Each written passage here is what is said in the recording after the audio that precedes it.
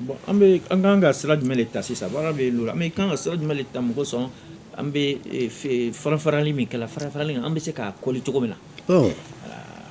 an bɛ kuma farafarali ni fara kelen min b'a la o de ka sigi ala kira tile la diinɛ tun bɛ cogo di diinɛ tun faamuyalen bɛ cogo di f'an ka segin a ma de taasira kura minnu dilanna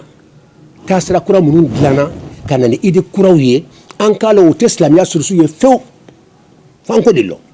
taasira minnu dilannen b'an fɛ bi hadamadenw ye taasira kura minnu dilan ka tila ka tɔgɔ da la ka silamɛya tɔgɔ da la fo k'a don kan kɛ komi ina o yɛrɛ de n'i ma don taasira la i tɛ silamɛ yɛrɛ ye o de ala yɛrɛ janfali ye n'i ma don ala ka silamɛya min n'a y'a jigi i tɛ silamɛ ye an bɛ sɔn o ma ala yɛrɛ ye min jigi a tɔgɔ ye silamɛya n'i ma don i tɛ silamɛ mais karisa ka tɔnba ye n'i ma don i tɛ silamɛ nin bɛɛ kalon pure de ye ala ka limaniya d'an ma ni ala janfali de ka silamɛya janfa ka silamɛya ɲɛlidonni ka bɔ ye k'i ka taasira bila a nɔ la ala dun ɲɛ b'an bɛɛ la dɛ état filanan ye jumɛn ye mazhabu nalen kɔfɛ fɛrɛ jumɛn de b'a la mais ne taara min fɛ o de source an ka da source yɛrɛ ka dilan fɔlɔ source yɛrɛ jumɛn ye silamɛya de source ye an k'a lɔ fɔlɔ k'a fɔ nin taasira ninnu tɛ fɔ yɛrɛ ne y'i ba taasira nɔgɔya k'a la taasira yɛrɛ de kɔni fɔlɔ taasira min ma reconnu silamɛya kɔnɔ abada voilà silamɛya t'a lɔn a fɔ ka gɛlɛn n bɛ se k'u ta tɔgɔ ma fana k'a fɔ kelimatu salafiya o tɛ kuranɛ kɔnɔ an de sunamɔgɔ ye sunamɔgɔw ala kɛra tile a tun tɛ fɔ mɔgɔw ma sunamɔgɔ abada a tun bɛ fɔ dɔrɔn alimuslimuna silamɛw k'a fɔ jamakuru dɔ filɛ o tɔgɔ ko shia ismul alam li shia o fana tun tɛ yen ninnu ye sufiw ye nin ye tarikatigiw ye o tun tɛ ala kɛra tile la a fɔli tɛ diya mɔgɔw ye de mɛ tiɲɛ yɛrɛ de don a tun tɛ yen de a tɛ yen de f'an ka sɔn dɛmɛ a tɛ yen o n'a bɛ a fɔ kadi bakiɲama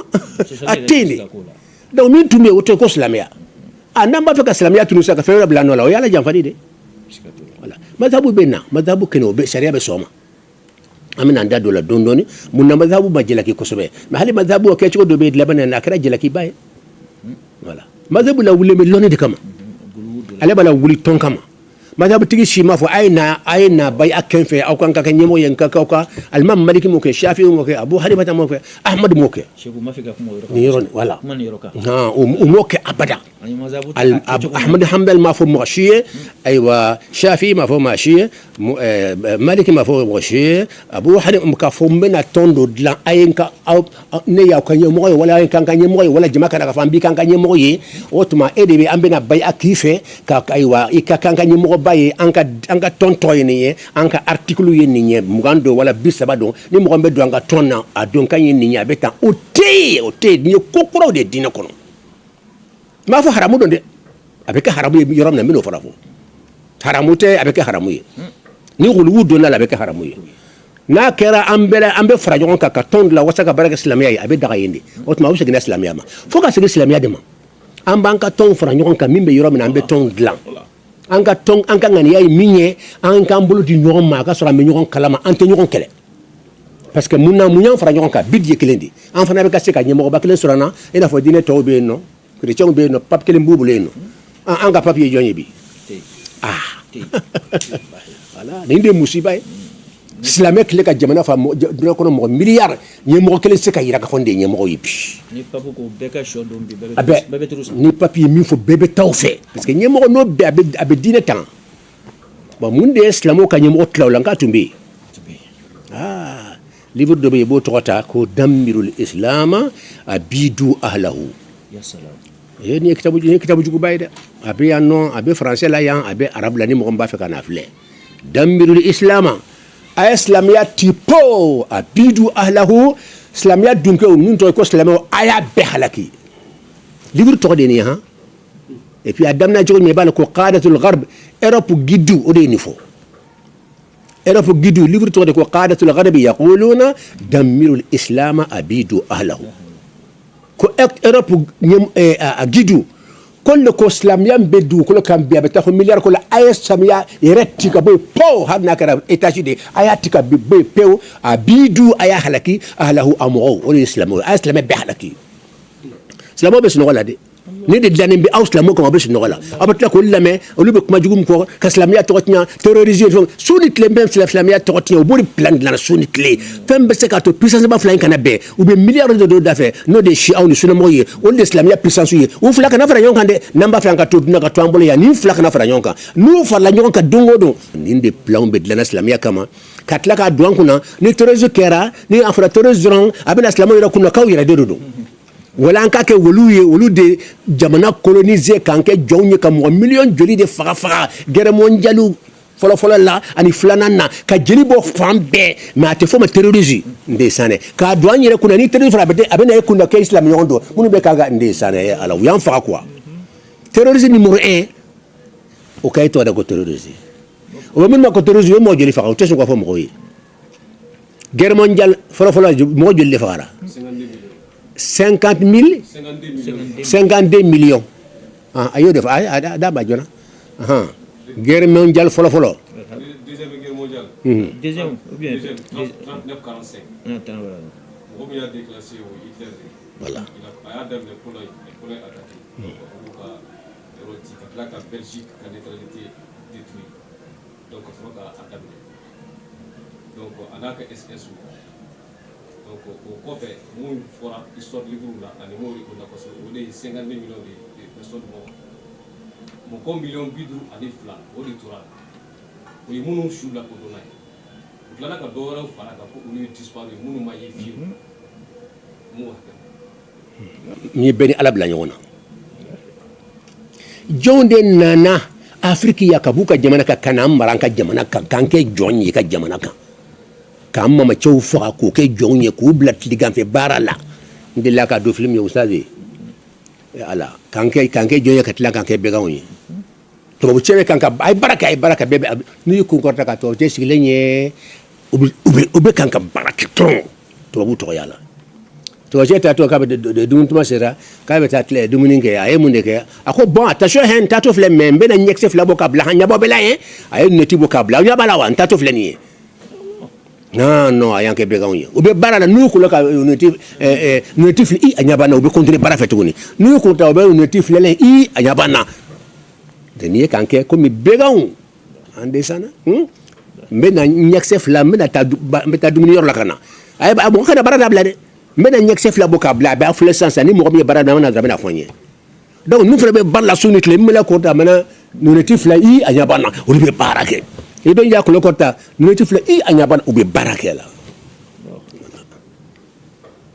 donc ninde ko haqiqai ni terrorisme fora islamité et mirikata islam nyon ko o bare ka dini ta kalama mimbe histoire mimbe jamfam be islamia ka ibes no ta kalama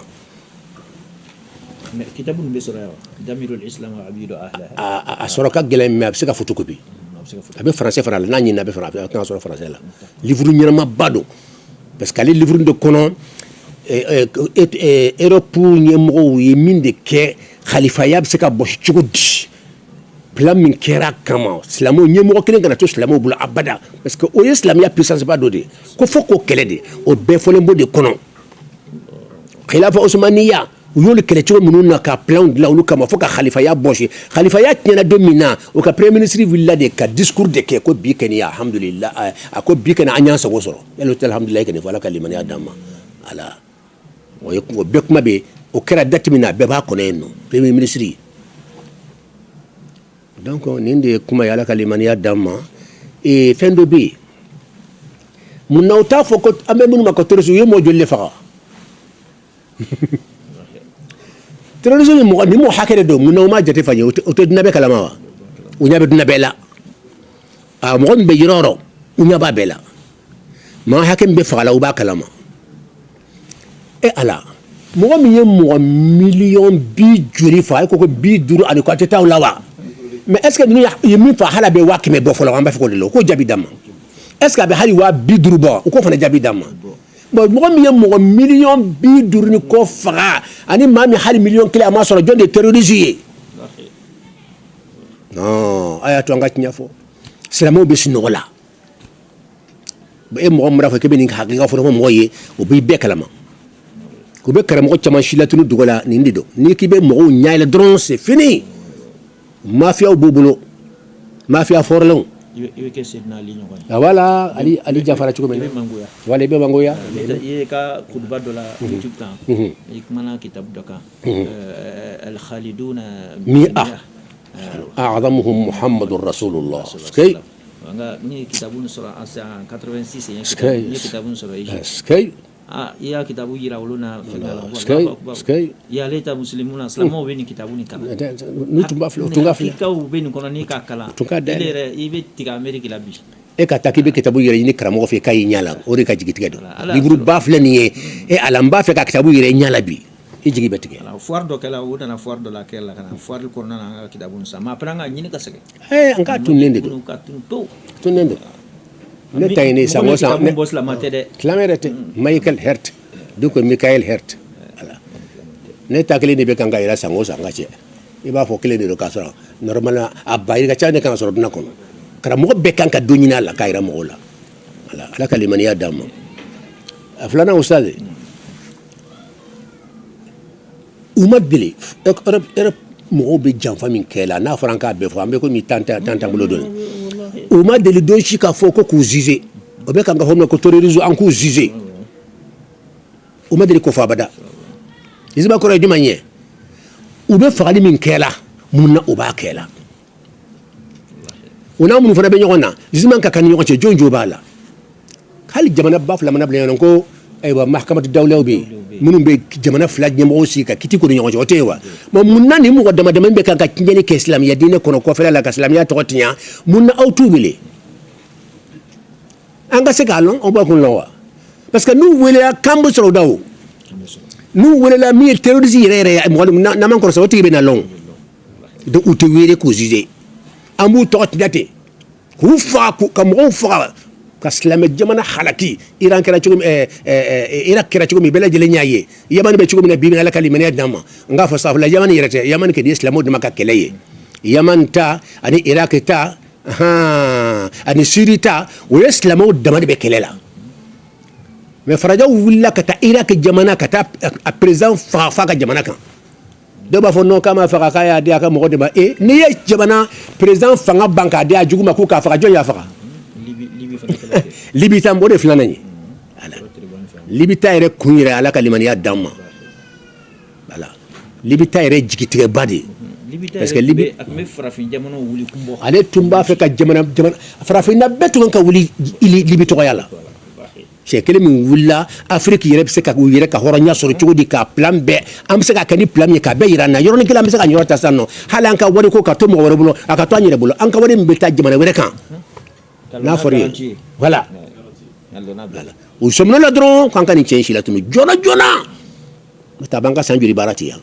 kana fa ka jamana kan afana fa ka cugudi ko ka taka ka fanga beban ka di ajugu makulu ka fa o yere ta fa de o be ki o yere kan na quoi e bi mo fanga banka tla ka da juguma e je ya fa ko ma fa de ka ka mo de fa ko mo be sino de lawa farafi nyaay lo ba sen sakoy mo ko be farafu na bibina o nyaay lembe o se ka faraje o jabu fu ka jamana kan ala kalimani ya damma o donc amene suriyati fonyo ko nyami be a suru dana demna aqida ko dila aqida ko aqida e jumanye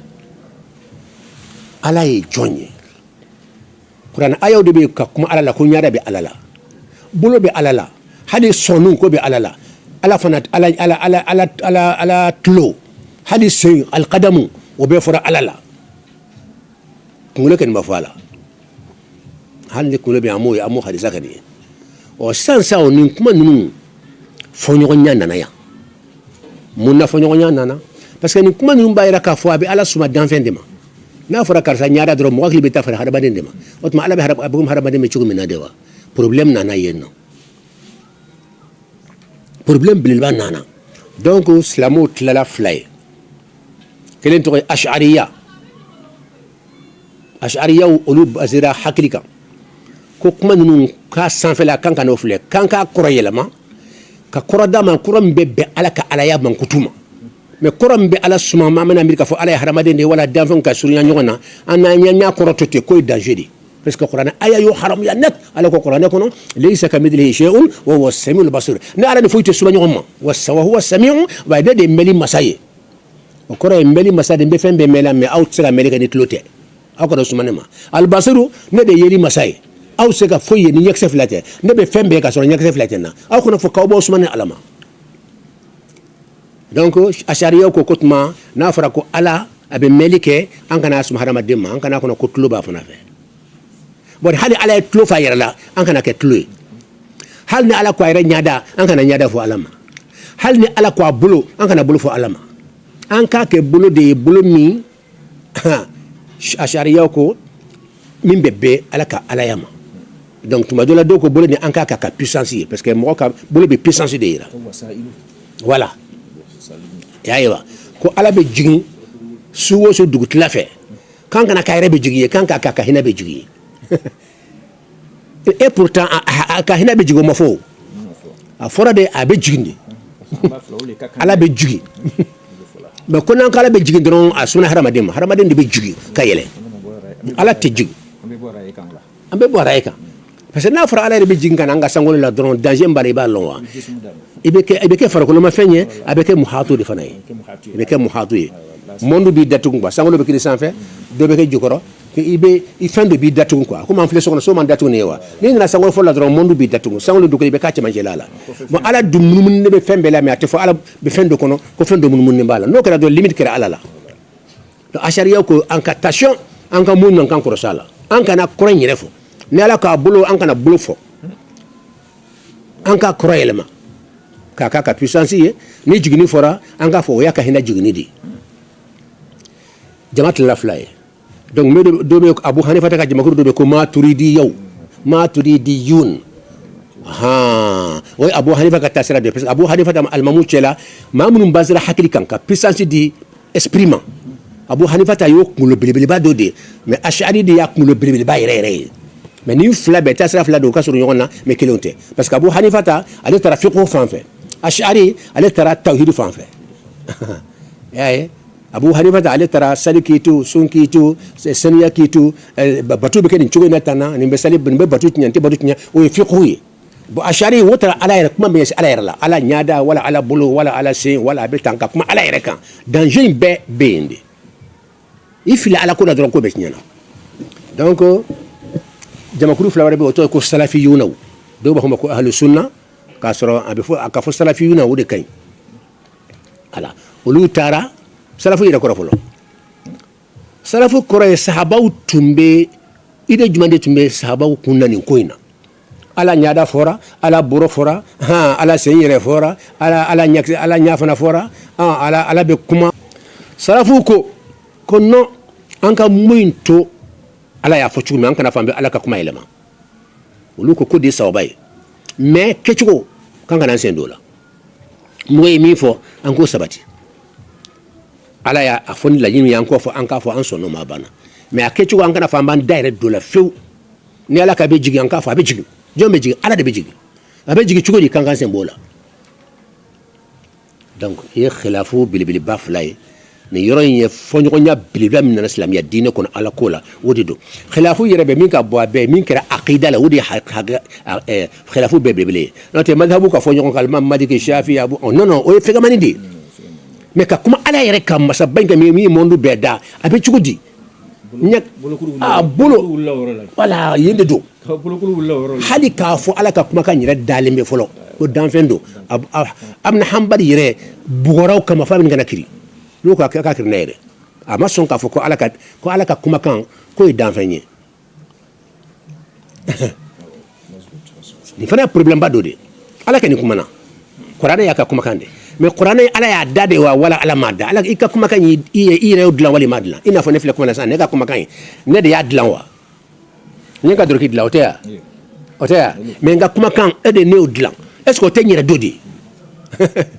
donc ni kuyere dodon automatique ka fo d'enfant do parce que ala di femme d'amérique talama ati fo ma d'enfant o be ka ala dodi nga halna ma fo ala do abe dambe kata alama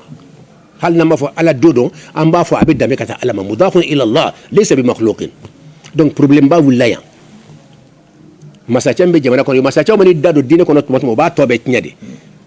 jamana wo jamana nawe dine passé masachembe a jamana te dlan ite do ati do aljana ko abada ti se alama ubi bola ka sadaka masache dia wajibiya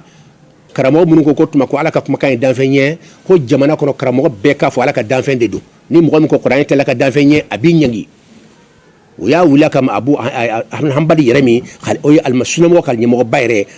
k'ale jarabi pour que se problème ma k'a wele k'a ɲininka a ko n tɛ se k'a fɔ ala ka danfɛn don a bɔ yɔrɔ fɔ o y'a ko k'a minɛ k'a ɲangi k'a bugɔlo la min jugara fo ka dama tɛmɛ a ka suwari kɔnɔ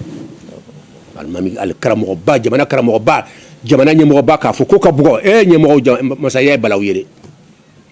an tɛmɛna ni ɲɔgɔn de la masaya bɛ bɛn ma o ye ala de a bɛ se ka monde bɛɛ halaki mais a bɛ tila hinɛ bɛɛ la mais i ye se di hadamaden ma dɔrɔn ka masaya d'a ma k'a ka sago bɛ kɛ dɔrɔn a ka tiɲɛli bɛ caya a ka ɲuman ye bon donc nin yɔrɔnin an b'an janto nin yɔrɔnin kɔ donc jamakulu tilala ka taa fila ashariya maturidiya olu bɛ fankelen fɛ o ye jɔnw ye minnu basira hakili kan o kɔrɔ ye an bɛ kuma in a sanfɛla an t'a fɔ ten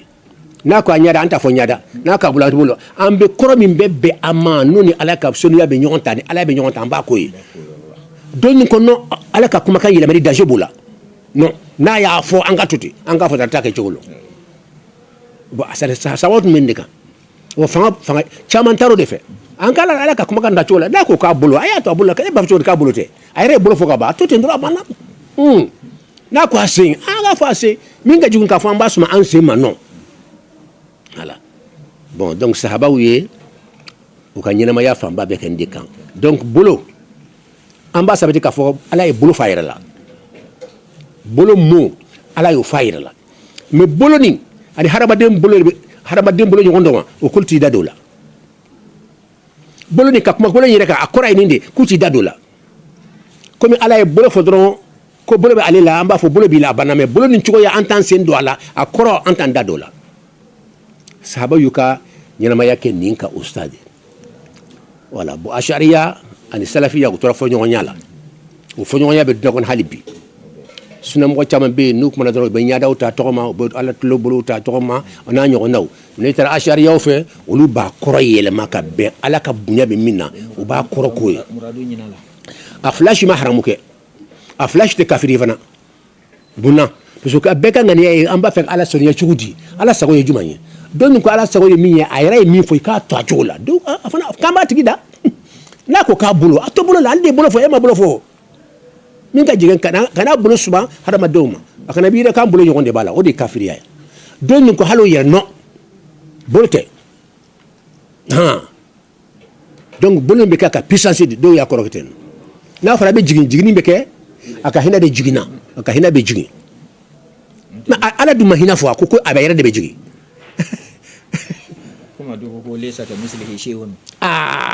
k'ale foyi tɛ kelen ye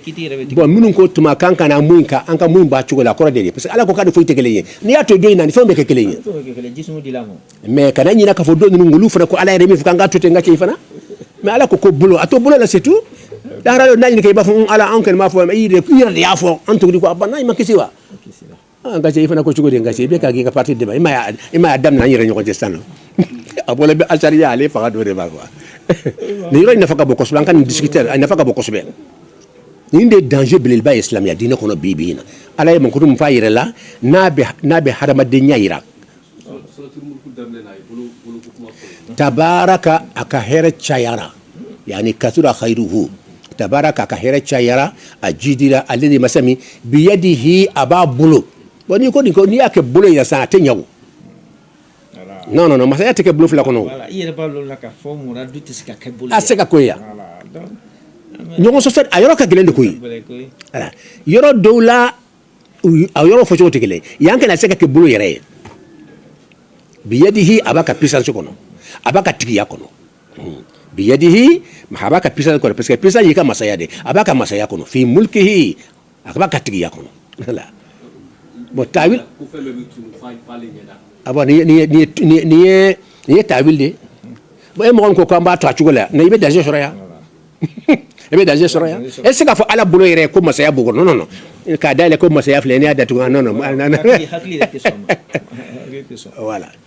bon yɔrɔ dɔ la alahu taala ko kullu man alayha fan wa yabqa wajhu rabbika dhul jalali wal ikram كل من عليها فين بدو كلون كان كانيا فان يرد بكل شيء هالك فين بحلك الا وجهه فو على نيادا نياك نيادا نيكو على نيادا اكليرا بس نيادا تي على بي نيافرا نيادا درو مو لي ايبالي اي كورا يسا نيادا دي بكيسي مي على بلومين فورا بحلك وي بس كافرا كون بحلك ني بكيسي كل شيء هالك فين بحلك الا وجهه فو نيادا او بلو دمبي وما بلو بحلك ala kelen ko bulo be alila o jabi ci ko ni yoro gele ara de ay ni yoron ko so folo de ni yoron ni yaro de kagele ni yoron ni nafaka bu adama ibe mo na ne ma iba fle iba nyeda de fle folo voilà ça dit woli ba reka kuturu dimo voilà donc faut abulo faut kabla makanu munasibula parce que ni ala yar de ko sanno ka fo kullu shay'in halikun fem bebe halaki fem bebe sa illa wajha fu ala nyada danger bi ni yake nyaada ire drone c'est danger bi parce que ala kelen de yafu ya qur'an kelen ko bulo bi alila na fura ka yor a bebe halaki fo nyaada drone ko ya bulo kan be halaki nyaada de be kisi way adungo bulo fana bala katla ka fo fem bebe halaki fo nyaada drone na sora ya futende amba fo ala itu ko bulo fana bila de otuma bulo indo ituma na iye nyaada fara be bulo fana fo ka fo bulo fana te halaki donc nyaada drone te kisi de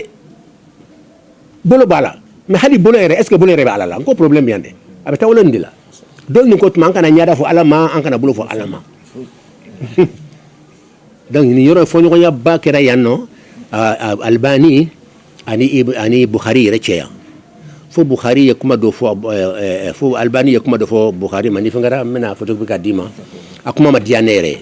ambe jo farafi makasora ambe se kan tuya ka fencha man ko alhamdulillah rabbil farafi tala ala ka soni drondo an ka loni ni setu ni mo bato fo ko duware be sonen biye ibe ni ka suni clé karamo do ni ka o de tan fe malaya nous fait net aller interasro ou ba fo de ko formateur de formateur sango sa nantara obe almamud damani karankela o damani wele ko ka lu formateur de formateur ne ya me yende nous de bu majigi ikramo kramo bay ka yor la bebe yin ka ifana be ifana mana damina ko bin santi bo fana yin ka o tan fe o ka don fe malaya ustad ala ka to mo ko tigi ni majigi danya ko afle ben na fa sura sano minet man kali kaydu mun ba na meso ben na fa chama sura la ni ro danger benino or si sans ça albani allez ya essayer ka bukhari ka kuma la gushidoni mais bukhari ka kuma gushidura maken la dabuye tante mbolo ka dale ka flem men ni tamba mbolo no wala mba na suyire boka irawla o kasro albani mi fo ari bukhari mi fo ande fana terastran fo fana tekletun akra fo ide sabatuni abe jabi be bukhari de jobalawa albani de jobalawa o na fana ide kula mi fo ni tan no tajalli o dhatu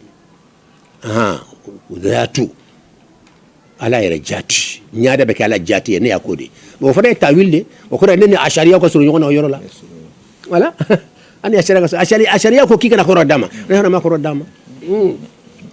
kullu man alayha kullu shay'in halikun fɛn bɛɛ bɛ halaki illa wajhahu o bɛ kɛ ala jati de fɛn bɛɛ bɛ halaki fo ala jati ni ko a nyaada dɔrɔn baara tiɲɛna parce que i bolo bɛ yen o kɔrɔ i ye bolo b'a la bon seni o nana hadisa kono ne men korso kuma la comme nte ka fengé note ni ami yere korosi sen fura hadisa la mais sen ma fo qur'an yere kono halle qur'an kono ma jeya ko mais bolo du fura qur'an kono afara ko yoro be halaki fo nyaada dro bolo du fana be bolo be halaki wa e du go pembe be halaki fo nyaada dro ani nyaada dro be halaka bi ni ka otma bolo du fo fana be halaki wa non donc ni yoro ndi ya gele yoro nan fer lambe albani ni bukhari ka kuma ni amba wala don la sona inshallah ne kan yese bani kala et puis amba fe kabla internet yalla youtube la whatsapp karan kila ka rokara ala albani akuma na me ama akuma tlala bukhari aka kuma yesin bukhari ya kala ya doni quoi non mo ban ni be kuma foni ma jigi ni fa amba kala ci ko mintan mais kana ken kala yaay bukhari ka boma bukhari bajidi hadisa kula yedna be sadana nabe jamana kile tere nabe alhamdulillah ala ka limaniya damma parce que asira ka livre bo sunna mo ma fem bla ni qur'anete ko fem bay o nabe ko ngode